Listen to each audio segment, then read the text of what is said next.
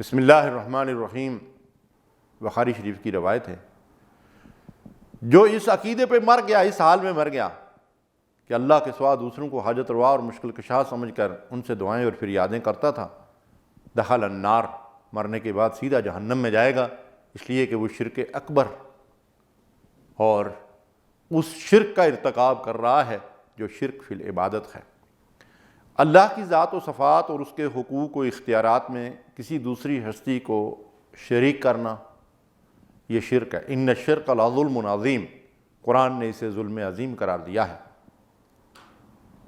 اور ان اللہ لا یغفر ان یشرک بہ ویغفر ما دون ذلک لمن یشاء، اللہ فرماتے ہیں کہ میں شرک کی بخشش نہیں کروں گا، باقی جو بھی گناہ ہیں کسی انسان کے، ان میں سے جن کو بھی میں چاہوں گا بخش دوں گا، لیکن شرک کے بارے میں رب نے فیصلہ سنا دیا ہے کہ اس کی بخشش نہیں ہوگی۔ آج مسلمانوں میں اللہ کے نام لیواؤں میں جو شرک پایا جاتا ہے وہ کیا ہے؟ غیر اللہ کی نظر و نیاز، قبروں اور آستانوں پر جانوروں کو ذبح کرنا، اللہ کے سوا دوسروں کو حاجت روا اور مشکل کشا سمجھ کر ان کو پکارنا اور ان سے دعائیں اور فریادیں کرنا، اور اللہ کے سوا دوسروں کو کارساز سمجھنا۔ اللہ کے نبی صلی اللہ علیہ وسلم نے فرمایا، لعن اللہ من ذبح لغیر اللہ، جو اللہ کے سوا کسی اور کے نام پہ ذبح کرے، خواہ وہ کسی بھی مقام پہ ہو، اگر وہ اللہ کے علاوہ کسی اور کی طرف منسوب کیا گیا ہے تو اس ذبح کرنے والے پہ اللہ کی لعنت ہے۔ فرمایا من مات وهو يدعو من دون اللہ ندا دخل النار، بخاری شریف کی روایت ہے، جو اس عقیدے پہ مر گیا، اس حال میں مر گیا کہ اللہ کے سوا دوسروں کو حاجت روا اور مشکل کشا سمجھ کر ان سے دعائیں اور فریادیں کرتا تھا، دخل النار، مرنے کے بعد سیدھا جہنم میں جائے گا، اس لیے کہ وہ شرک اکبر اور اس شرک کا ارتکاب کر رہا ہے جو شرک فی العبادت ہے۔ دعا عبادت ہے، اللہ کے سوا کسی اور سے دعا نہیں کی جا سکتی۔ تو جو لوگ اللہ کے سوا دوسروں سے دعائیں کرتے ہیں، التجائیں کرتے ہیں، فریادیں کرتے ہیں، ان کو حاجت روا اور مشکل کشا، نفع نقصان کا مالک سمجھتے ہیں، ان سے کوئی بھی حاجت طلب کرتے ہیں، اگر یہی ان کا عقیدہ ہے کہ اللہ کے سوا کوئی اور بھی حاجتیں پوری کرنے والا ہے، کوئی اور بھی کارساز ہے، کوئی اور بھی بلاؤں کا ٹالنے والا ہے، کوئی اور بھی دینے والا یا روکنے والا ہے، تو نعوذ باللہ یہ مشرکانہ عقیدہ ہے۔ اس عقیدے پہ جس کسی کا خاتمہ ہوا وہ جہنمی ہے۔ دوسرا گناہ جو ہلاک کر دینے والے گناہوں میں سے ہے وہ ہے جادو۔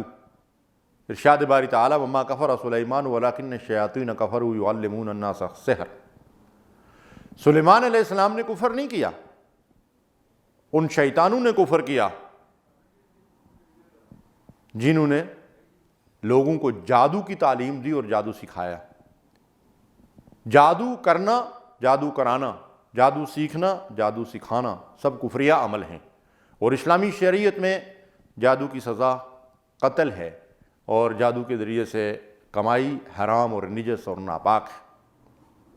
لیکن آج ہمارے معاشروں میں یہ کام کاروبار زندگی بن چکا ہے، اور دوسروں کی زندگیوں کو اجیرن کرنے کے لیے، ان کو مشکلات کا شکار کرنے کے لیے، ان کی روزی پہ لات مارنے کے لیے، ان کی اذیتیں اور تکلیفیں پہنچانے کے لیے اللہ کے نام لیوا جادو کروا رہے۔ حسبنا اللہ و نعم الوکیل، بہت بڑا جرم عظیم ہے۔ ایسا کرنے والوں کو اللہ کے حضور سچی توبہ کر کے اس گناہ سے رک جانا چاہیے۔ غیب کی خبریں دینے والے اور ان سے غیب کی خبریں پوچھنے والے دونوں برابر کے مجرم ہیں۔ صحیح مسلم کی روایت ہے، اللہ کے حبیب علیہ الصلوۃ والسلام نے فرمایا، جس نے کسی نجومی یا کاہن جو بھی غیب کی خبریں دینے والا اور غیب دانی کا دعویٰ کرنے والا ہے، خواہ وہ طوطے سے فال نکلواتا ہے، خواہ وہ قرآن کھول کر کہتا ہے کہ میں نے یہ تمہاری زندگی کا حال جو ہے یہاں سے معلوم کیا ہے، خواہ وہ کسی کتاب کے ذریعے سے کرتا ہے، خواہ وہ ہاتھ کی لکیروں سے قسمت کا حال بتاتا ہے، کسی بھی طرح کا غیب کا دعویٰ کرنے والا، اللہ کے نبی صلی اللہ علیہ وسلم نے فرمایا، جس نے کسی ایسے غیب دانی کا دعویٰ کرنے والے سے کوئی بات پوچھی، 40 دن تک اس کی کوئی نماز اللہ قبول نہیں کرتا۔ امام مسلم نے اس حدیث کو روایت کیا ہے۔ دوسری روایت ہے، جس نے کسی نجومی اور کاہن سے غیب کی خبر دریافت کی اور پھر اس کی بات کو سچا بھی جانا، اس کی تصدیق بھی کی، اس نے اس چیز کا انکار کر دیا جو محمد صلی اللہ علیہ وسلم پر نازل ہوا، یعنی قرآن۔ تو گویا کہ کسی نجومی اور کسی غیب کی خبر دینے والے کی بات کی تصدیق کرنا قرآن کا انکار ہے، تو یہ تو صریحاً کفر ہے، اور یہ کاروبار و دھندا بھی ہمارے ہاں محلے گلیوں کے اندر جو ہے وہ جاری اور ساری ہے، اور خواتین ان کے دام فریب میں زیادہ پھنس جاتی ہیں، اور وہ بھی جاہل خواتین اکثر۔ تو ناظرین کرام، یہ اعمال کو تباہ و برباد کر دینے والے کام ہیں جن سے ہمیں دور ہونا چاہیے۔ یہ مسند احمد کی یہ روایت ہے۔ اسی طرح زنا ہے اور ہم جنس پرستی ہے، عمل قوم لوط ہیں، یہ وہ اعمال ہیں جو صرف نیکیوں کو اور ایمان کو اور دین کو ہی برباد نہیں کر دیتے، بلکہ انسان کے اندر سے انسانیت اور انسانی اخلاقیات کا بھی جنازہ نکل جاتا ہے۔ اللہ فرماتا ہے وَلَا تَقْرَبُوا الزِّنَا إِنَّهُ كَانَ فَاحِشَةً وَسَاءَ سَبِيلًا، زنا کے قریب بھی مت جاؤ۔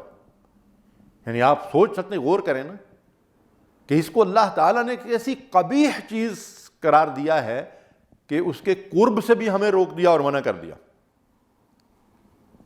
کہ یہ انتہائی ایسا عمل ہے جو کسی مسلمان کو زیب نہیں دیتا اور بڑا برا راستہ ہے۔ صحیح مسلم کی روایت ہے، 3 آدمیوں سے اللہ قیامت کے دن نہ ہم کلام ہوگا، نہ ہی ان کو گناہوں سے پاک کرے گا اور ان کو دردناک عذاب دے گا۔ کون بد نصیب ہیں یہ 3؟ بوڑھا زانی، جھوٹا حکمران، متکبر فقیر۔ اور ایک روایت میں آتا ہے کہ پڑوسی کی کسی عورت سے زنا کرنا 10 عورتوں سے زنا کرنے سے شدید تر گناہ ہے، اور پڑوسی کے گھر میں چوری کرنا 10 گھروں میں چوری کرنے سے زیادہ شدید گناہ ہے۔ اور آج یہ کام پڑوسیوں کے ساتھ ہی ہو رہا ہے، رشتہ داروں کے اندر ہی یہ کام ہو رہے ہیں۔ انا للہ و انا الیہ راجعون۔ ہم مسلمان ہیں، مسلمان تو مسلمان خواتین کی عصمتوں اور عزتوں کے محافظ ہوتے ہیں، ہم عزتوں کے لٹیرے، ہم نہ پڑوسی دیکھتے ہیں، نہ رشتہ ناتا دیکھتے ہیں۔ اللہ ہمیں ہدایت نصیب کرے۔ تو یہ ہلاک کر دینے والے گناہ ہیں، اور اس گناہ کی طرف جانے والے سارے راستوں پہ اللہ تعالیٰ نے قدغنیں لگا دی۔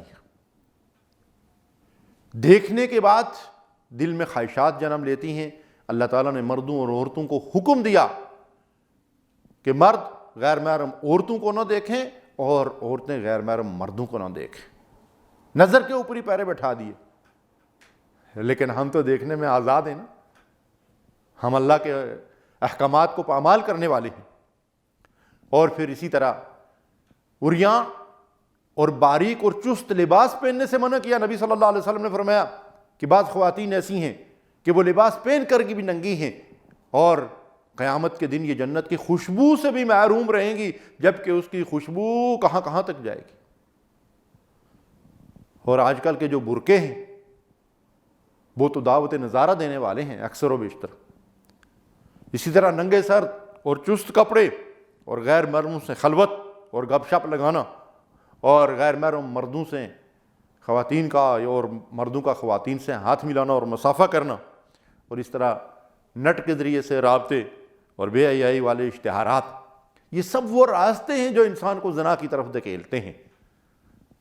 یہ سب حرام ہیں، یہ کہ جو کام حرام ہے اس کی طرف رہنمائی کرنے والا ہر عمل اور ہر راستہ بھی حرام ہے۔ اور جہاں تک عمل قوم لوط کا تعلق ہے، جو مسلمان معاشروں کے اندر بھی کثرت سے پایا جاتا ہے اور ہو رہا ہے، ہم جنس پرستی شروع ہو چکی ہے۔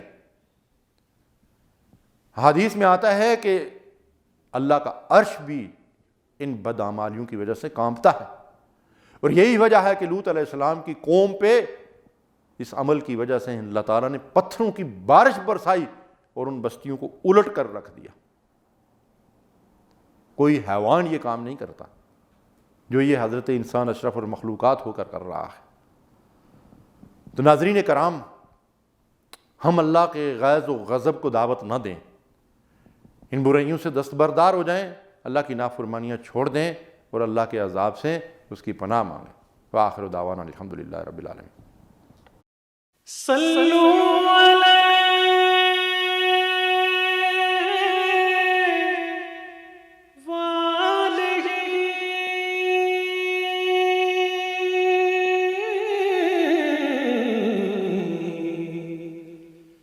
صلو علیہ وآلہ صلو